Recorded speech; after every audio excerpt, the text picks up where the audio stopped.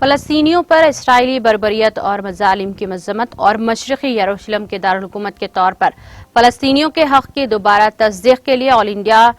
تنظیم انصاف اور آل انڈیا پیس اینڈ سالیڈرٹی تنظیم کی جانب سے ہمایت نگر میں احتجاجی مظاہرہ کیا گیا اور اس موقع پر خطاب کرتے ہوئے جناب سید عزیز پاشا سابق رکن پارلیمنٹ و صدر تنظیم انصاف و سینئر لیڈر سی پی آئی نے کہا کہ اس لڑائی کا آغاز 10 مئی کو ہوا ہے اور اسرائیل اقوام متحدہ کی سلامتی کونسل کی ہدایت کے باوجود اپنی تمام شیطانی قوتوں کو مزید شدت کے ساتھ بے رحمانہ طور پر استعمال کر رہا ہے۔ تاحال 220 افراد بشمول 62 فلسطینی بچے شہید ہو گئے ہیں۔ مکمل غزہ شہر ملبے میں تبدیل ہو گیا ہے اور ہر 3 منٹ میں ایک فلسطینی شہید ہو رہا ہے یا پھر زخمی ہو رہا ہے۔ اسرائیلی فورسز نے بربریت کا مظاہرہ کرتے ہوئے 10 رمضان کو مسجد اقصی میں عبادت کرنے والے بے گناہ اور نہتے افراد کو نشانہ بنایا۔ حکومت ہند دونوں طرف سے تمام فوجی کارروائیوں کو روکنے کی بات کر رہی ہے، تاہم وہ مشرقی یروشلم کو فلسطین کا دارالحکومت بنانے کی بات نہیں کر رہی ہے، جس کا عہد حالانکہ منموہن سنگھ حکومت نے نومبر 2013 میں 2015 میں پرنب مکھرجی نے کیا تھا،